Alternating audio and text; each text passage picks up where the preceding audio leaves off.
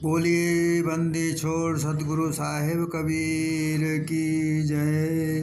संत समाज की जय। भक्त जनों की जय। साहिब बंदगी, साहिब बंदगी, साहिब बंदगी। सदगुरु कबीर बीजक साखी प्रकरण साखी 264।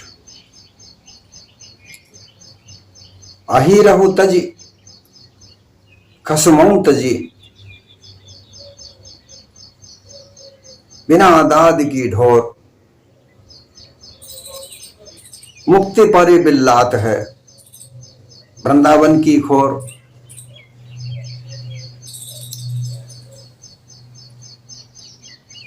इस साखी में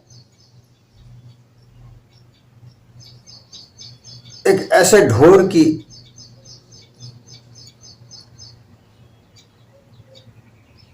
कहानी सुनाते हैं सतगुरु कबीर। जैसा कि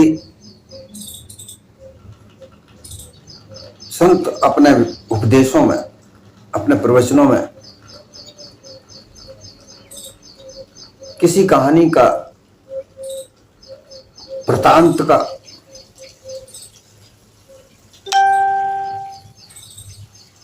जिक्र करते हैं, चर्चा करते हैं, लोगों को सुनाने के लिए।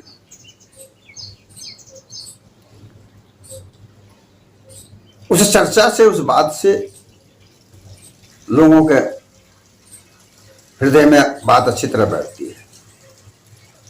यहां भी एक ढोर की कथा सुनाते हैं।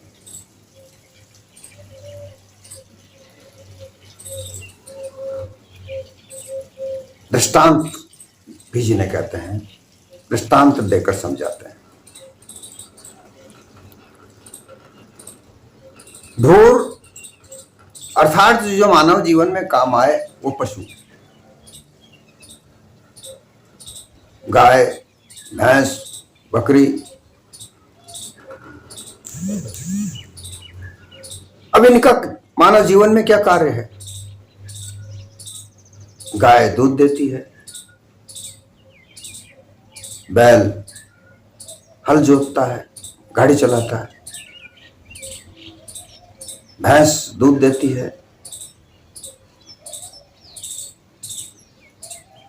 और नर जो पाड़ा जिसे कहते हैं, पड़ा, वो पड्डा भी बैल की तरह ही हल जोतता है, गाड़ी चलाता है।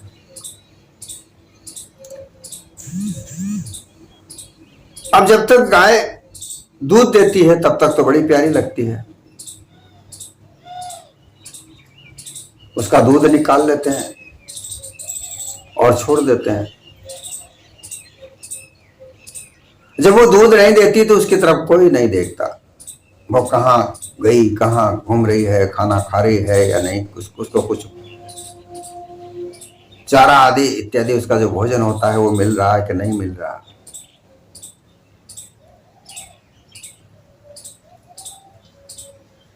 भैंस का भी यही हाल है,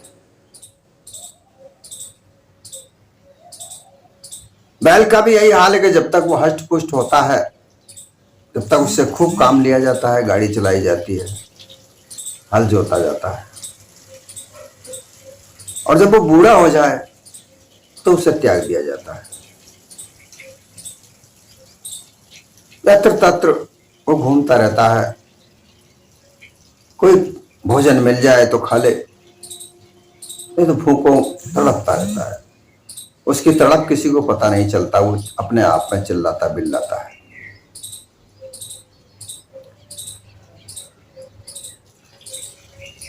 बिना दाद की ढोर, उसको कोई न्याय नहीं देता। दाद अर्थात न्याय, अर्थात उसे, उसका न्याय क्या है? ढोर का क्या न्याय? क्यों उसे घास दाना मिल जाए खाने को समय पर, लेकिन उसे कोई नहीं देता, ना कोई उसको तरफ ध्यान देता है। मुक्त परवल्लात है, त्याग दिया जाता है, मुक्त कर दिया जाता है। अब उसका शरीर काम नहीं देता, पड़ा रहता है, भूखो प्यासा बिल्लात है, अर्थात उनके शरीर में रोग भी लग जाते हैं तो फिर वो चिल्लाते भी हैं, लेकिन कोई उनकी नहीं सुनता।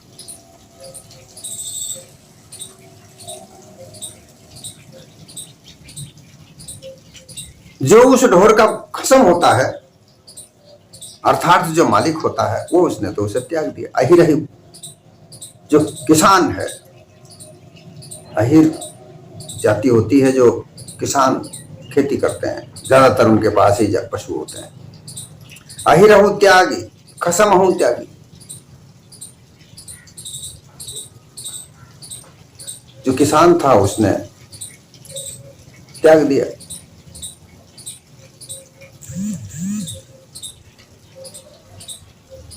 और कोई किसान ऐसा भी होता है जो खुद मेहनत नहीं करना चाहता, उसके पास बैल होता है परंतु वो खुद मेहनत नहीं करता, वो खुद ही आलसी होता है, घर में पड़ा रहता है। ऐसी दशा में भी व ढोर का जीवन दूभर होता है। बैल भी अष्टपुष्ट है, किसान भी अच्छा है, लेकिन वो कार्य नहीं करना चाहता। तो ऐसी दशा में भी ढोर का जीवन दूभर है और वो बिल्लाता रहता है पड़ा हुआ, क्योंकि उसे समय समय पर घास नहीं मिलता, उसका दाना खाना दाना नहीं मिलता। दोनों दशा में उस पशु की बुरी हाल है।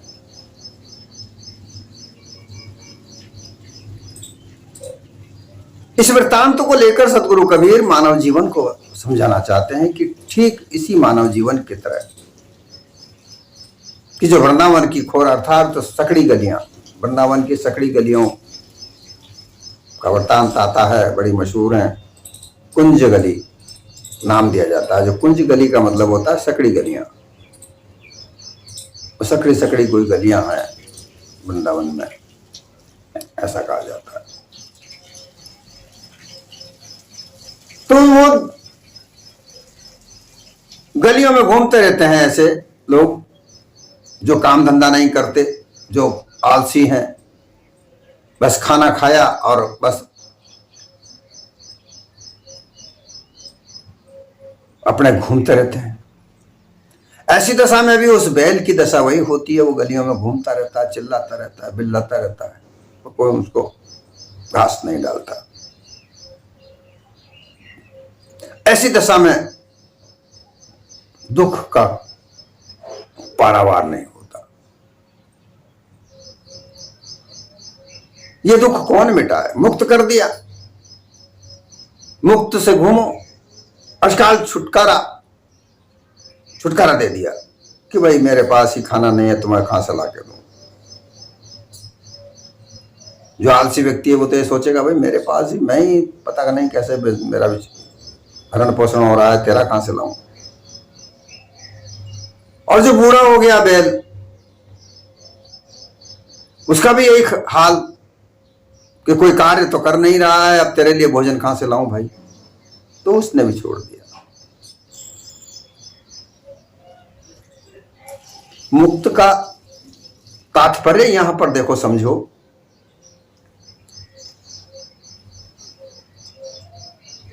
कि एक तो मुक्ति बंधनों से है और यहां मुक्ति उस साधन से है जहां उसका भरण पोषण हो रहा है।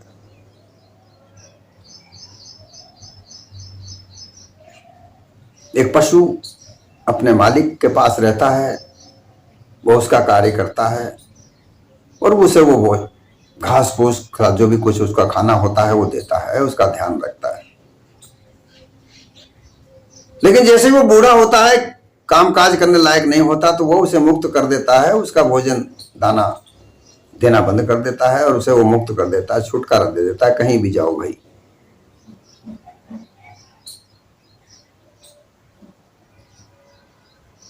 अर्थात उसे वो ताड़ देता है।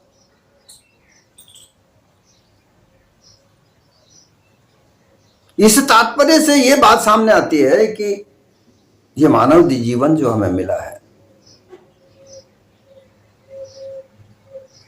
जब तक ये जीवन,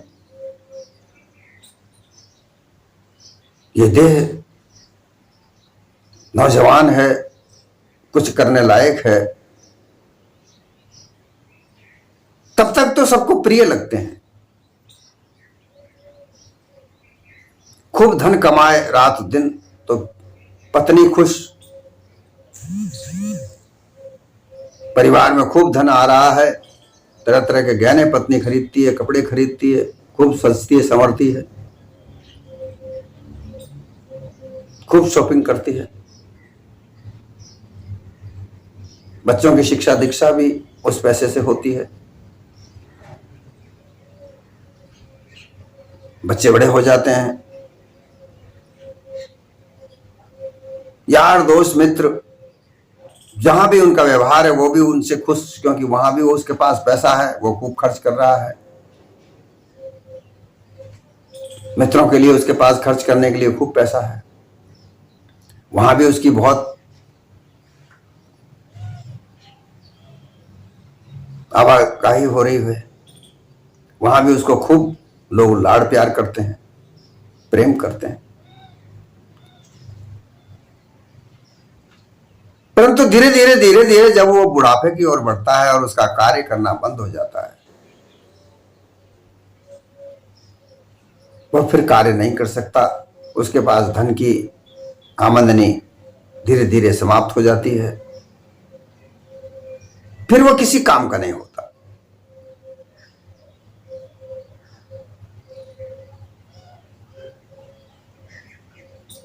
बुढ़ापे में बालक बड़े हो जाते हैं, जवान हो जाते हैं, वो खुद बाप बन जाते हैं, अपने परिवार को चलाते हैं। उनके लिए वो बूढ़ा व्यक्ति एक भार लगने लगता है कि बूढ़ा मरता क्यों नहीं है, क्यों कमाना दमाना बंद हो गया, शरीर इस लायक नहीं हुआ कि कुछ कार्य करे।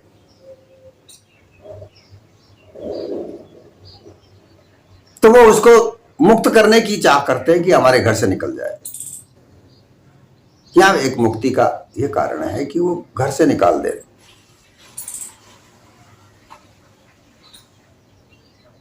जिनके पास खूब धन है वो बूढ़े लोगों को मुश्किल समझते हैं और वो वृद्ध आश्रम में जाकर उनको पटक देते हैं।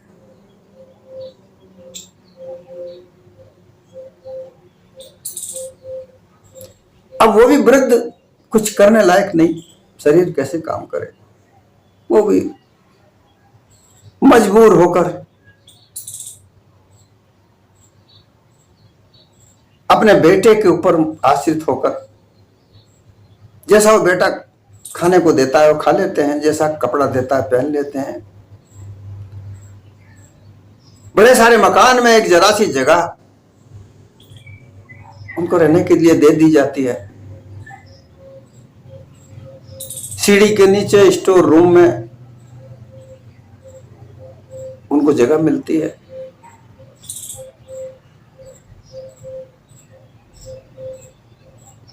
उनको मुक्त कर दिया जाता है कि तुम इस घर में अंदर प्रवेश नहीं करोगे, तुम अपने वहीं मस्त रहो। यहाँ हमारे यहाँ तरह तरह के मित्र आते हैं, यहाँ हमारे घर में पार्टियां चलती हैं, ये इससे तुम्हारा क्या काम, तुम वहीं मुक्त रहो। ऐसा करके उन्हें मुक्त कर दिया जाता है।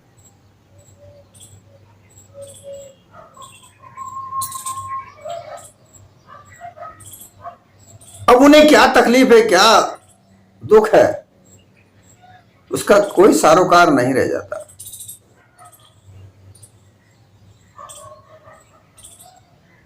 वो अगर पड़े पड़े चिल्लाते भी हैं, दुख से कराहते भी हैं, लेकिन कोई उनको सुनने वाला नहीं।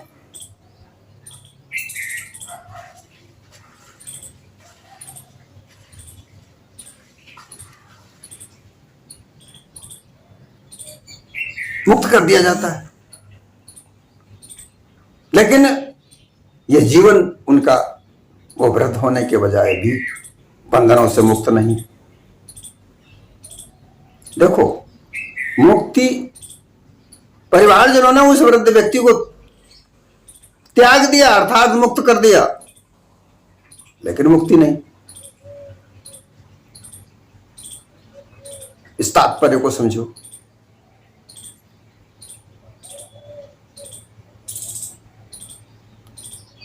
यह तात्पर्य वह तात्पर्य है कि अगर वह व्यक्ति जो बूढ़ा हो गया है, जिसको परिवारजनों ने त्याग कर दिया, मुक्त कर दिया, वह अगर अपनी मुक्ति के लिए पहले से ही प्रयास करता, जब उसका शरीर ठीक ठाक था, जब वह सत्संग कर सकता था।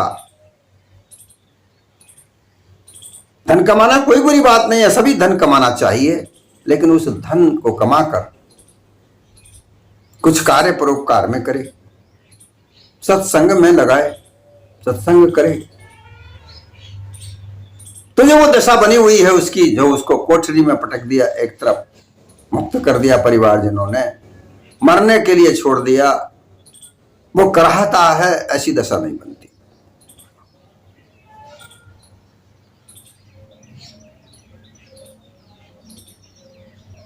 ऐसी दशा उनकी बनती है जो केवल स्वार्थी जीवन जीना चाहते हैं। ये स्वार्थ जीवन जीने का फल होता है। उनके अपने पराये लोग ही, पराये लोगों की तो बात छोड़ो, अपने लोग ही उसे सबसे पहले त्यागते हैं, त्याग देते हैं, क्योंकि ये संसार स्वार्थ का है।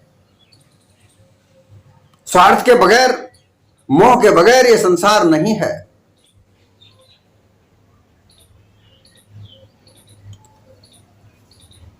तो इसे परख कर चलना चाहिए, क्योंकि इस देह का कोई पता नहीं है। बूढ़ा होने की तो बात छोड़ो, ऐसी दशा हो जाती है, कोई बीमारी, कोई रोग ऐसा लग जाए कि शरीर किसी काम का न रहे, तो भी वही दशा होती है।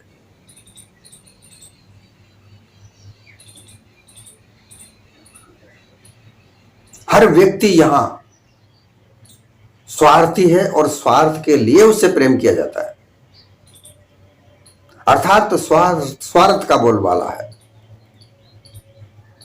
धन कमाया जाता है, खूब कमाया जाता है, स्वार्थ सिद्ध के लिए कमाया जाता है। स्वार्थ सिद्धि से धन कमाया जाता है। स्वार्थी कार्य से धन कमाया जाता है। ये बातें समझनी चाहिए।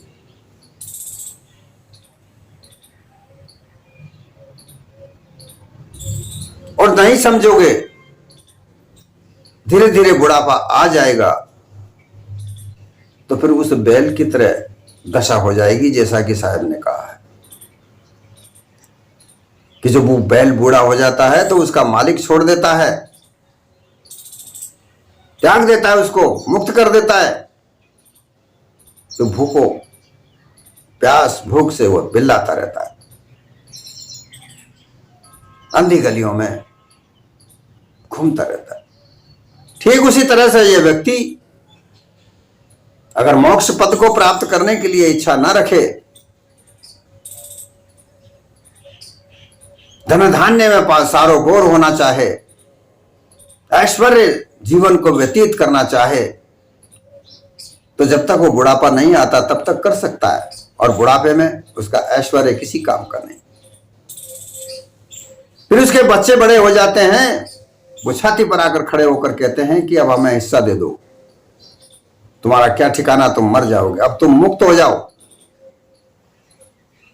आगे रहकर कहते हैं, किसी के पास ज्यादा धन होता है, संपत्ति ज्यादा होती है, तो उसके लड़के उसके छाती पर आकर खड़े हो जाते हैं कि हमें बंटवारा करके दे दो, तुम क्या करोगे, तुम कभी भी मर सकते हो, अब तुम्हारी जवाबदारी हमें दे दो।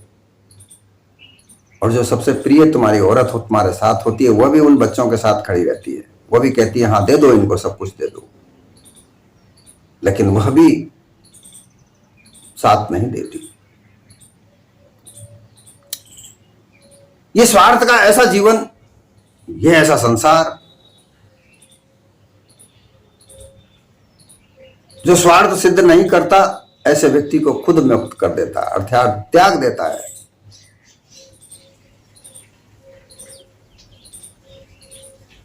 सदगुरु कबीर की सीख यहां पर जागृति पैदा करती है कि या तो हम खुद जागृत होकर उस जीवन को त्याग दें जो स्वार्थ भरा जीवन है, परोपकार में कुछ कार्य करें, संतों के साथ जुड़ें, संतों के साथ उनकी संगत करें, तो यह स्थिति नहीं आएगी।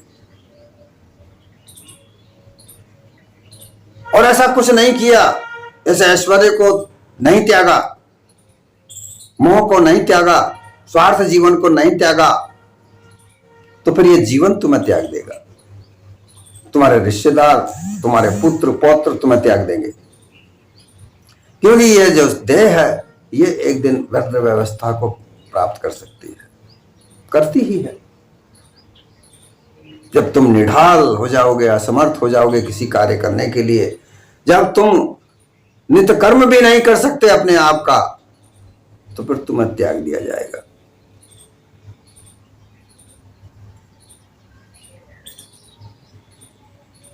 और जब तुम्हें त्याग दिया जाएगा तो तुम्हारी स्थिति उस बैल की तरह होगी। इसलिए जागृति जरूरी है। तुम्हें समझना चाहिए कि हम हमारे शरीर को सामर्थ्य रहते हुए ऐसा कार्य करें जो हमारे वृद्धावस्था में काम आए। आप जब सत्संग से जुड़ोगे, संत महात्माओं के साथ बैठोगे उठोगे, तो तुम्हारे साथ बहुत से लोग जुड़ेंगे।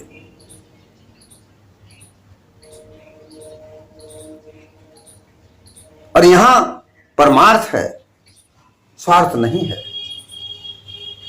ऐसे परमार्थ से जुड़ने के लिए जब तुम तत्पर हो जाओगे, मोक्ष पद को प्राप्त करने के लिए तत्पर हो जाओगे, तो तुम्हारा जब बुढ़ापा आएगा और तुम्हें परिवार वाले त्याग देंगे, तो तुम्हें आश्रय यहां मिलेगा।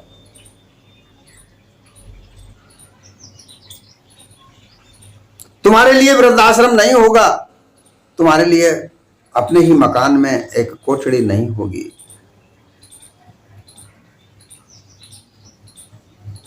एकांत नहीं होगा।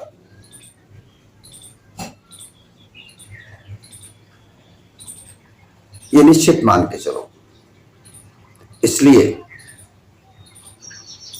जब तक जीवन है, जब तक तुम्हारा यह देह सामर्थ्य है कार्य करने के लिए, तभी से भक्ति मार्ग पर लगो। अर्थात संतों का संग करो। तुम्हारे जीवन भर के पाप धुल जाएंगे। जाने अनजाने में तुमसे जो भी पाप हुए हैं वो सब धुल जाएंगे। तुम एक निर्मल पवित्र आत्मा बन जाओगे, अपने आत्म स्वरूप को जान जाओगे। क्योंकि संगत ऐसे लोगों की करो, ऐसे संतों की करो जो निज बोध दें।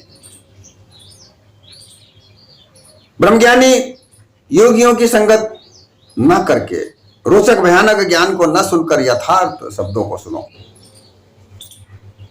सार वाणी को सुनो। सार शब्द निर्णय को नामा जासे हो गए, जीव को काम।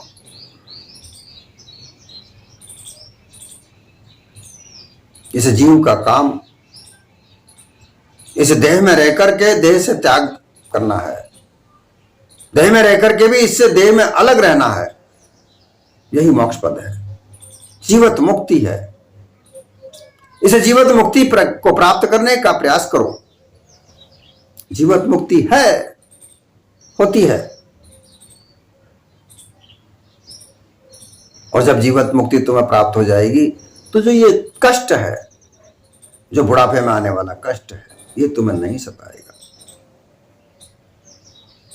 इसको दूर करने के लिए तुम्हारे पास बहुत बड़ा परिवार तैयार हो जाएगा। ये तुम्हारा छोटा सा परिवार, तुम्हारा पुत्र, ये उसके स्वार्थ में जीवन जीता है, क्योंकि तुमने उसको भी स्वार्थ के जीवन में लगाया। तुमने स्वार्थ किया तो उसने भी स्वार्थ किया। जैसे पेड़ बोओगे, जैसा बीज बोओगे, फल तो वैसा ही मिलेगा, पेड़ तो वैसा ही बनेगा। तुमने अपने जीवन में स्वार्थ किया तो तुम्हारा बालक भी स्वार्थी जीवन जिएगा। तुमने उसे वह शिक्षा दीक्षा नहीं दी जो परमार्थ की होनी चाहिए। संस्कार अच्छे तुमने दिए नहीं। तुमने तो झूठ बोलकर, मिथ्या का सहारा लेकर खूब धन कमाया। उस धन से मुक्त तो हुए नहीं। अगर कुछ धन थोड़ा स्वार्थ में ना लगाकर परमार्थ में लगाते तो तुम्हारे लिए एक बहुत बड़ा परिवार बनता, और वह परिवार तुम्हें इस देह में रहते हुए भी देह से न्यारा कर देता, निज बोध का ज्ञान प्राप्त होता। इसलिए बार बार यहां पर सद्गुरु कहते हैं कि उस ढोर की जिंदगी जीने से पहले अपने आप को जागृत कर लो। संतों का संग कर लो कि तुम्हारे सामने अगर ऐसी परिस्थिति आ भी जाती है कि तुम्हारा परिवार तुम्हें त्याग दे, तो तुम्हें बहुत बड़ा परिवार मिल जाए।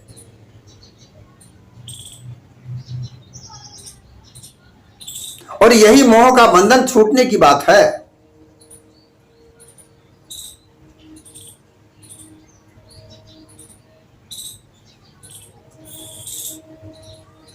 मोह से ही बंधन है, और बंधन तुम अपने आप बंधाए हुए हो, और उस बंधन में बंधे हुए तुम बुढ़ापे की तरफ जाते हो।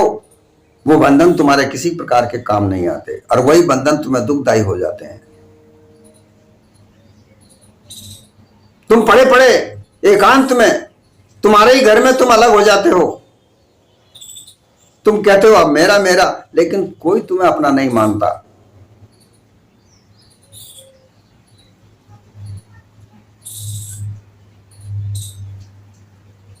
तुम्हारा जीवन का सारोकार सब समाप्त हो जाता है।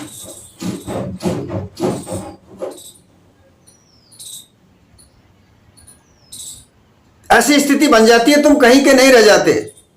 तुम्हारा ही कमाया हुआ धन तुम्हारे हाथ से निकाल दिया जाता है। उस धन का उपभोग भी तुम नहीं कर सकते। ऐसी परिस्थितियां स्थित हो जाती हैं। इसलिए आवश्यक है कि जब तक तुम्हारी ये देह सामर्थ्य है, तब तक उन संत जनों की, गुरु की भक्ति में लग जाओ। गुरु की भक्ति में लगकर मानव तन में रह करके मानव सद्गुणों को धारण करो। मानव सद्गुणों को धारण करोगे, तुम्हारे अंदर वो क्षमता आ जाएगी।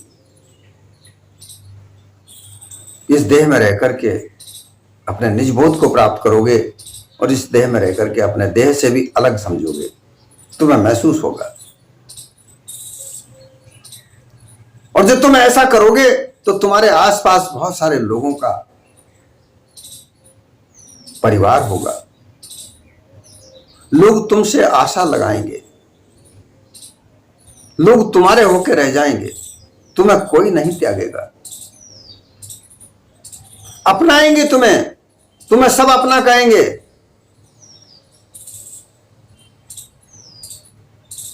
अपनापन कर रहा हूं,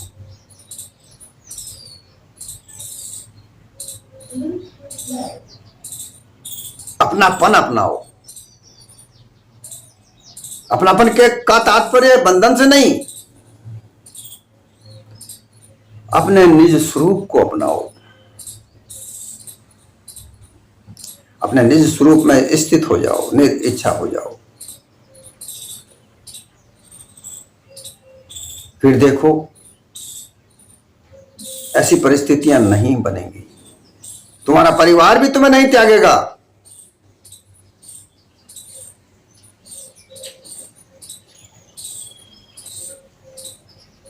क्योंकि तुम्हारी ऐसी स्थिति बनने के बाद तुम्हारे परिवार में भी वह संस्कार जागृत हो जाएंगे।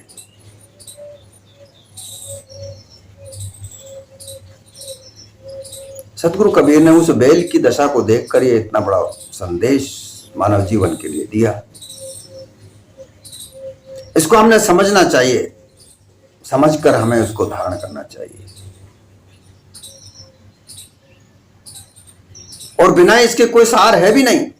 इस मानव जीवन में ये नर्तन देह सबसे सुंदर उत्तम मिली तो इसका यही उपयोग है। ये विषय वासनाओं में लुटाने के लिए ये मानव देह नहीं है, वरना जब चिड़िया चुग जाएगी खेत अर्थात सामर्थ्यता समाप्त हो जाएगी तो फिर तुम उस बैल की तरह चिल्लाओगे बिल्लाओगे, तुम्हें त्याग दिए जाओगे, तुम किसी के नहीं रहोगे।